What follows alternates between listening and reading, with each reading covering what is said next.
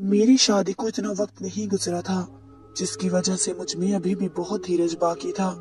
मेरी शादी को अभी कुछ महीने ही गुजरे थे। मुझे अपने कमरे से निकलने में बहुत शर्म आती थी, क्योंकि हर रोज मेरे ससुर धोती पहने सहन में लेट जाते थे।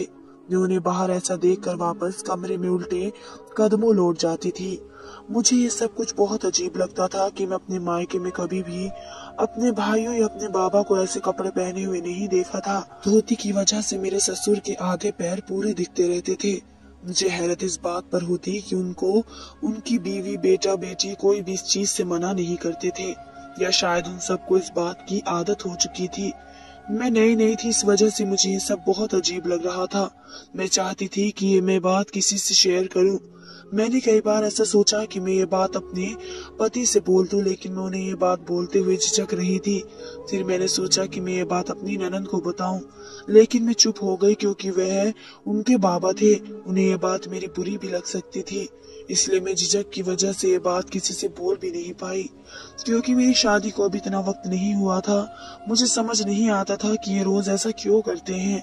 कभी कभार मेरा दिल चाहता था उनके मुंह पर जाकर ये बात बोल दूं कि आप ये पहनकर अंदर लेट जाएं, लेकिन इतनी हिम्मत मुझ में नहीं थी। मैं तो झिझक की वजह से कमरे से निकल ही नहीं पाती थी।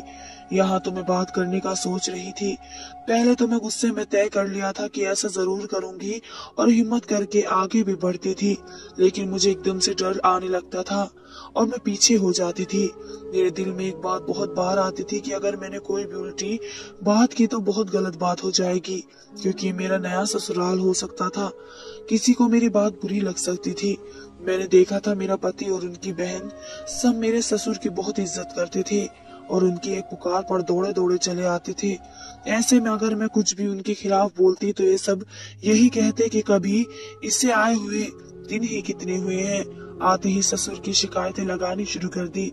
ससुर को तो कोई कुछ नहीं बोलता, सबकी नजरों में मैं ही बुरी बन जाती, इसलिए मैंने चुप रहना सही समझा।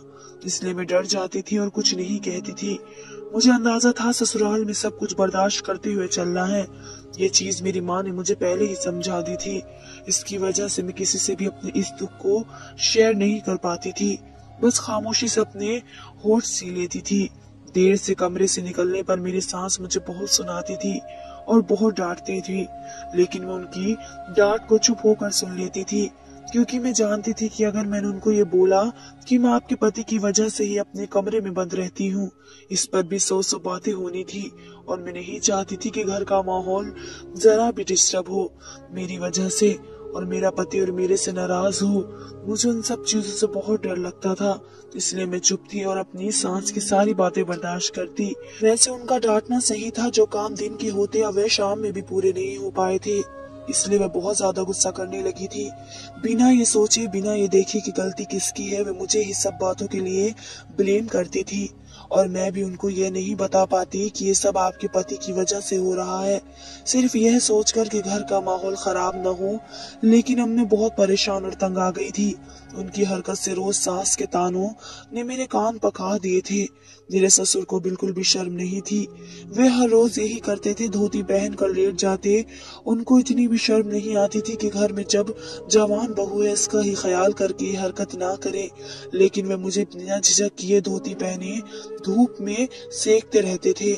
शुरू के दिन में तो मेरे बहुत अच्छे गुजरे, लेकिन बाद में उनकी यह हरकत मेरे लिए मुसीबत बन चुकी थी। मैं बाज़ वक्त तो दिल ही दिल में सोचती कि मैं अपने पति को इस बारे में बोलूं कि ऐसे सहन में ना लेटा करे, लेकिन मुझे इस बात का डर था कहीं मेरे पति मेरी ही बात सुनकर गुस्सा ना करे कि तुम्हारा इससे क्या लेना देना, और तुम होती कौन हो मेरे बाप पर पाबंदी लगाने वाली। ये सोच मेरे दिमाग पर बुरे तरीके से बैठ चुकी थी, जिसकी वजह से मुझ में हिम्मत और ताकत नहीं थी कि मैं कोई भी बात उनसे कर पाऊं। वैसे भी मेरी कोई लव मैरिज थोड़ी थी, जैसा मेरा दिल चाहे मैं बोल दूं, जो दिल में आए करूं। मेरी शादी एक अरेंज मैरिज थी, इसमें मुझे अपने पति और अपने ससुराल वालों की हर बात का ध्यान रखना था, इसलिए मुझे थोड़ा झुक कर चलना था, और यही वजह थी मैं खामोशी से सब कुछ सह रही थी। मैं किसी भी वजह से अपनी माँ का सर नहीं झुकाना चाहती थी। अगर हिम्मत मैं कर भी लेती, बात करने की, लेकिन मेरे पति गुस्से के बहुत तेज थे। मुझे उनके गुस्से से बहुत डर लगता था। मैं इतने दिनों में ये तो समझ गई थी कि उनके लिए उनकी फैमिली बहुत जरूरी थी। वे सब कुछ बर्दाश्त कर सकते थे, लेकिन अपने माँ बाप, बहन भाई के ऊपर कोई भी बात बर्दाश्त नहीं कर पाते थे। और यही बात मुझे डरा कर रख देती थी, जो मैं अभी तक कुछ बोल नहीं पाई थी। और इस वजह से मैंने उनसे ये बात करने से इनकार किया। लेकिन इस बार मेरा दिल बहुत घबरा रहा था। मैं अपने पति से इस बात की शिकायत जरूर करूं, क्योंकि मेरी सास अब बहुत गुस्से से मेरे साथ बातचीत कर रही थी। लेकिन हर बार सोचकर ये चुप रह जाती, बोलने की हिम्मत नहीं कर पाती थी। वक्त गुजरता गया और यही होने लगा। मेरी सास दिन पे दिन बहुत गुस्सा करने लगी। मुझे अब किसी की भी बातें बर्दाश्त नहीं हो रही थी। वजह मेरी तरबियत की निराली थी। पहले पहले तो मैं अपनी सास की बातें सुन लेती थी, लेकिन अब मुझे किसी की बातें बर्दाश्त नहीं हो रही थी। मेरे पति भी कोई बात करते मैं गुस्से से जवाब देने लगी थी। ऐसे ही एक दिन रोज के मुताबिक मैं देर से कमरे से निकली। वजह सिर्फ और सिर्फ ससुर साहब का बाहर धोती में होना था। मैं जैसे ही किचन में दाखिल हुई, मेरी सास मुझ पर चिल्लाने लगी। आज तो उनका बस नहीं चल रहा था मेरा सर फाड़ दे, लेकिन शर्म की वजह से अभी तक हाथ नहीं उठाया था। लेकिन वह अपनी जबान की मार मेरे दिल छन्नी कर रही थी। वह भी मेरी माँ जैसी ही प्यारी थी, इसलिए मैं उनको कभी भी पलटकर जवाब नहीं देती थी। खामोशी से उनकी हर बात को सुन लेती थी। लेकिन वह अब मेरी माँ की परवरिश पर बात करने लगी थी कि तुम्हारी माँ ने तुम्हें ससुराल में रहने की तमीज नहीं सिखाई। इसने ये नहीं बताया कि किस वक्त उठना है या काम किस वक्त शुरू करके पूरा करना है। वह बोलती जा रही थी और बर्तन पटक रही थी। मेरी अब बर्दाश्त से बाहर था। मैं एकदम गुस्से से फूट पड़ी। कोई भी औलाद हो अपनी माँ के लिए इतनी तौहीन बर्दाश्त नहीं कर पाती। इस तरीके से मैं भी नहीं बर्दाश्त कर पाई थी और गुस्से में उनसे बोल दिया, मेरी कोई गलती नहीं है। मैं वक्त से पहले आपको इस किचन में नजर आऊं, लेकिन ससुर जी की वजह से मैं कमरे से बाहर नहीं आती हूँ। उन्होंने मेरी तरफ देखते हुए हैरानी से लहजे में कहा, क्या मतलब है तुम्हारा? मैंने कहा, आपके पति धोती पहनकर बाहर बैठ रहते हैं, जिसकी वजह से मुझे शर्म महसूस होती है और मैं बाहर कदम नहीं रखती हूँ। उन्होंने मेरी बात सुनकर कहा, इसमें क्या बड़ी बात है, वे बस धोती में तो होते हैं, इसमें शर्म की क्या बात है? मैं फौरन बोली, इस बात से आपको कोई फर्क नहीं पड़ता होगा क्योंकि वे आपके पति हैं, लेकिन वे मेरे लिए एक बाप के जैसे हैं और मुझसे ये सब बर्दाश्त नहीं हो रहा है। नहीं, मुझे शर्म आती है, आप उनसे बोल दें, वैसे ना बैठा करें, मैं वक्त से पहले बाहर आ जाया करूंगी। उन्होंने मेरी तरफ गुस्से से देखा और कहा, तुमने अमन को अभी तक कुछ नहीं बताया या नहीं तुम्हारे ससुर के बारे में? उन्होंने सवालिया नजरों को मेरी तरफ देखते हुए पूछा, तो मैंने उनके जवाब में सर नहीं में हिलाया और वे सर हिलाते हुए बोली, तो ये बात थी, मगर इतने दिन से तुम्हें मुझे बताना चाहिए था। तुम्हें नहीं पता है वे किस वजह से ऐसा करते हैं। अब तुम चाहती हो कि तुम्हें वजह पता चले कि तुम्हारे ससुर जी ऐसा क्यों करते थे, तो कल सुबह उठकर देख लेना वे क्यों ऐसे लेट जाते हैं। कल मैं उनकी धोती छुपा दूंगी, तुम इस राज के पीछे की सच्चाई जान लेना। वे बोलकर किचन से खामोशी से चली गई। मुझे उनकी बात समझ नहीं आई। मुझे अजीब सा लग रहा था, ये क्या बोल रही हैं? वह तो ये बात बोलकर जा चुकी थी, लेकिन मैं उनकी पीठ को ही हैरानी निगाहों से देखती रही कि इस बात में भी भला क्या राज हो सकता है। लेकिन मैं भी सुबह होने का इंतजार करने लगी और जैसे ही सुबह हुई मैं फौरन कमरे से निकली। प्लान के मुताबिक मेरी सास ने मेरे ससुर की धोती छुपा दी और जैसे मैंने उनकी तरफ निगाह उठाकर देखा तो मेरे होश उड़ कर रह गए। ऐसा महसूस होता था जैसा आसमान सर पर आ गिरा हो, कदमों तले जमीन निकल गई हो। मेरे ससुर धोती के बगैर मेरी जिंदगी बहुत ही अच्छी थी। मैं अपने घर वालों के साथ बहुत अच्छी जिंदगी बसर कर रही थी। हर जगह ऐसा होता है कि लड़की की पढ़ाई पूरी होते ही रिश्ते आने शुरू हो जाते हैं। ऐसा ही मेरे साथ होने लगा। मुझे पढ़ाई पूरी किए अभी 1 महीना भी नहीं हुआ था कि मेरे रिश्तों की लाइन मेरे लिए तैयार खड़ी थी। मुझे बड़ी हैरत होती, ये सब क्या हो रहा है? अभी तो मैंने पढ़ाई पूरी की है और ये सब इतनी जल्दी। मेरी माँ ने मेरे बारे में अभी नहीं सोचा था, लेकिन इस कदर रिश्ते आने की वजह से वे मेरे बारे में सोचने पर मजबूर हो गई। वे पुराने ख्यालात की थी। उनका यही कहना था, रिश्ते आने का भी एक वक्त होता है और एक वक्त ऐसा आता है कि रिश्ते आने भी बंद हो जाते हैं। और इस चीज में मेरी माँ बहुत डरती थी। अब वे चाहती थी कि मेरी भी कहीं बात पक्की हो जाए और यही सोचते हुए अब जो भी रिश्ता आते उनकी छानबीन भी जरूर करती थी और मैं उनको बहुत उलझन में देखती थी कि ये सब वह क्यों करती है। वक्त गुजरता गया और मेरे पति का रिश्ता मेरे लिए आया। मेरी माँ ने जैसे ही उनकी छानबीन की वे लोग मेरी माँ के मुताबिक बहुत अच्छे निकले और उन्होंने दूसरी मुलाकात में ही मेरे रिश्ते के लिए हाँ कर दी। मुझे बहुत गुस्सा आया। मैंने अपनी माँ से बहुत झगड़ा किया, उनसे कहा मैं अभी किसी भी चक्कर में नहीं पड़ना चाहती हूँ, मैं अभी शादी जैसी परेशानी को नहीं झेल सकती हूँ। लेकिन उन्होंने मेरी किसी भी बात को अहमियत नहीं दी और मेरी शादी मेरे पति से करवा दी। मैं बिल्कुल गुमसुम हो गई। मैंने अपनी शादी की तैयारियां भी बहुत बुरे दिल से की थी, लेकिन विदाई के वक्त मेरी माँ ने जो बात मुझसे कही उनको सुनकर मैं कई हद तक नॉर्मल हो गई। उन्होंने कहा था हर बेटी को अपने बाप के घर से विदा होकर दूसरे घर जाना ही पड़ता है, इसलिए इसमें गुमसुम होने की कोई बात नहीं है। तुम्हें खुश होना चाहिए कि तुम्हारे माँ बाप ने अपनी जिंदगी में तुम्हें अपने घर का कर दिया। कितनी लड़कियां होती हैं जो बिना माँ बाप के घर से भाइयों के साय में विदा होती हैं। तुम तो खुश नसीब हो जो तुम्हारे बाप तुम्हें अपने हाथ से विदा कर रहा है। और तुम कौन सा हमारे लिए मर जाओगी या हम तुम्हें थोड़ी भूल रहे हैं। यहाँ से डोली उठ गई तो अर्थी पति के घर से उठेगी। तुम आती जाती रहना जब तुम्हारा दिल चाहे। मैं माँ की बातें सुनकर कहीं हद तक रिलैक्स हो गई और खुशी खुशी घर को आ गई। मेरा स्वागत बहुत अच्छा हुआ और मुझे कुछ रस्मों के बाद कमरे में भेज दिया गया। मेरे पति ने कमरे में आकर बहुत अच्छे से मुझसे बातचीत की। प्यार के बोल बोलने की बजाय उन्होंने मुझे समझाना शुरू कर दिया और सबसे पहले मुझे ये कहा कि मेरे लिए मेरी बहन भाई और माँ बाप बहुत खास है।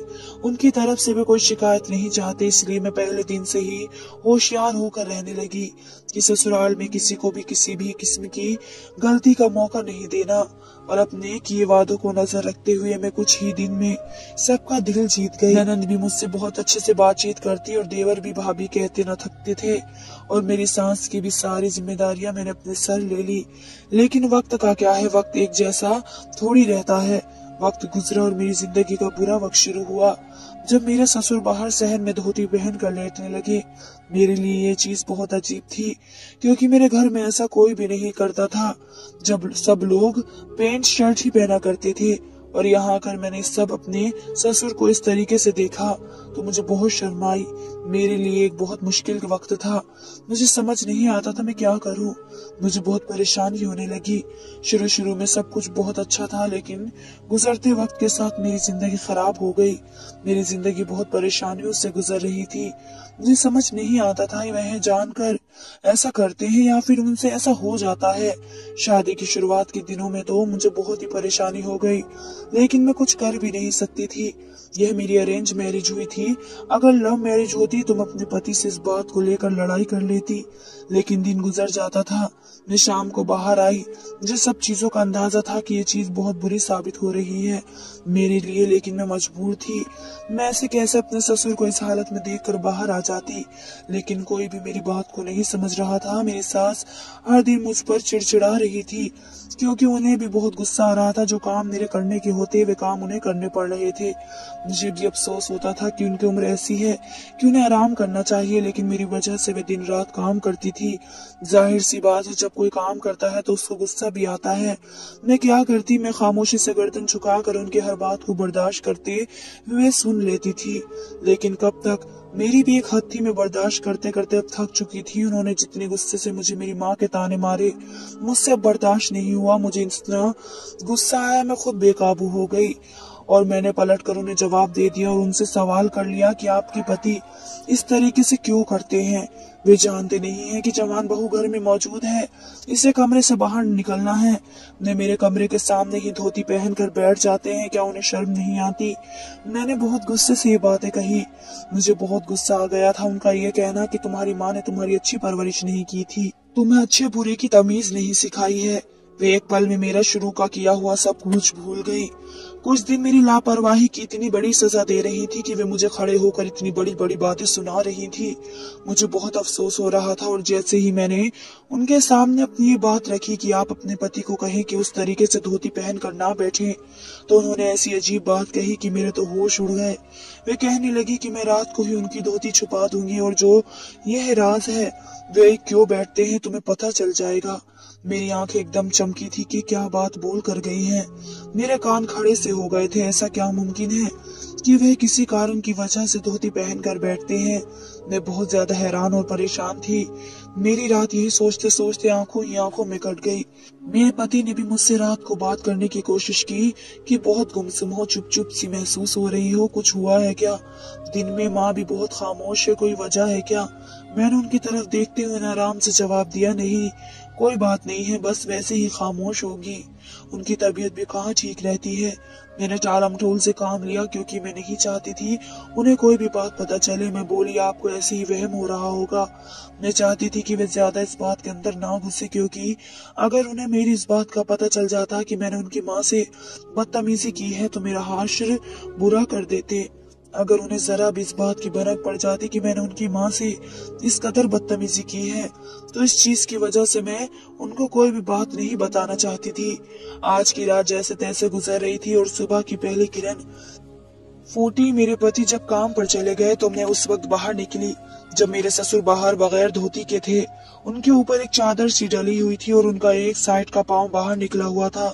मुझे इतनी शर्म आई, मैंने एकदम ही अपनी आंखें झुका ली, लेकिन मेरी सास मेरे पास आकर बोली, ऊपर आंखें करके इनकी टांग की तरफ देखना। मैंने जैसे ही देखा मुझे एहसास हुआ जैसे वहां पर कुछ हुआ हो।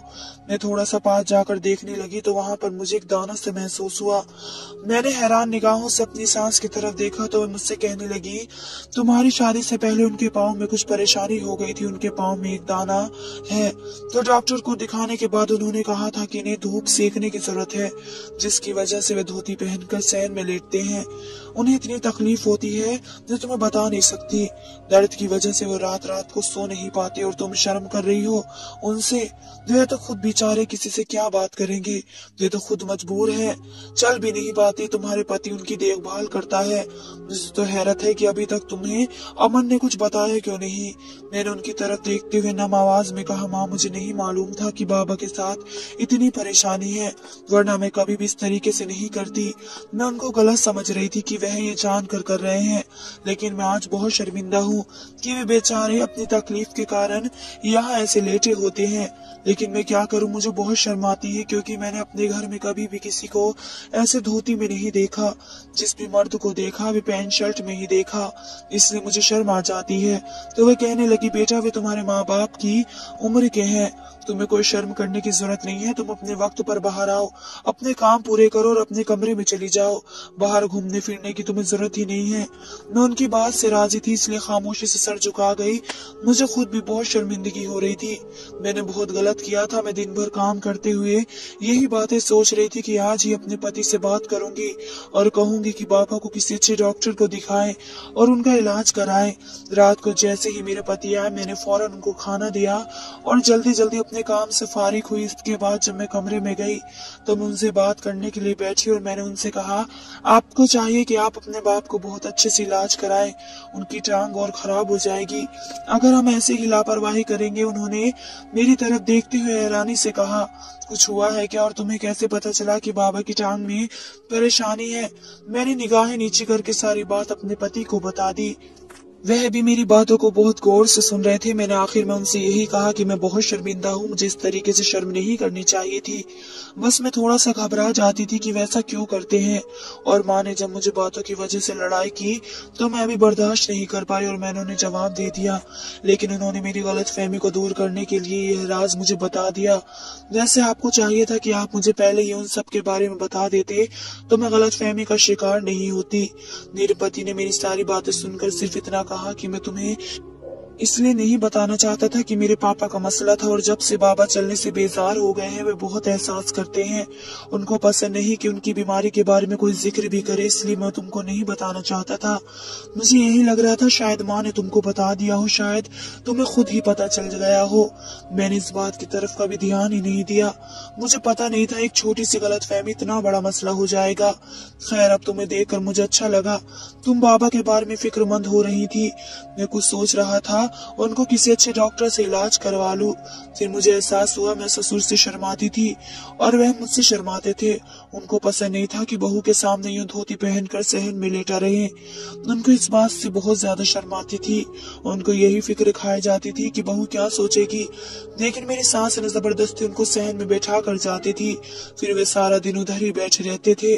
कमरे में पड़े पड़े भी वह बीमार रहने लगे थे और मैं उन्हें गलत समझ बैठी थी और मुझे अपनी इस गलती पर बहुत शर्मिंदगी महसूस हो रही थी। लेकिन मैं इस बात का शुक्र अदा कर रही थी कि मैंने ससुर को कुछ भी नहीं कहा। अगर मैंने उनसे कुछ बोलती तो उनको मेरी बात से बहुत ज्यादा तकलीफ पहुंचती। अब मैंने अपनी सास को भी मना कर दिया कि मेरे ससुर को इस बारे में कुछ भी नहीं बताए। मेरी सास समझदार औरत थी। वह भी अपने पति की मजबूरी का फायदा नहीं उठाना चाहती थी, इसलिए उसने किसी भी बात की भनक अपने पति को नहीं लगने दी। अब मैं अपने ससुर और अपने घर वालों की बहुत सेवा करती थी। मैं सारे काम वक्त पर कर लिया करती थी। मेरी सास अब बहुत ज्यादा खुश थी और मेरे सारे घर वाले मुझसे बहुत खुश हो गए। इसी वजह से मेरे पति के दिल में भी मेरे लिए मोहब्बत पैदा हो गई। मैं अपने रब का शुक्र अदा कर रही थी जिसने मेरी सारी परेशानी दूर कर दी थी और मुझे अकल दे दी थी। धन्यवाद दोस्तों।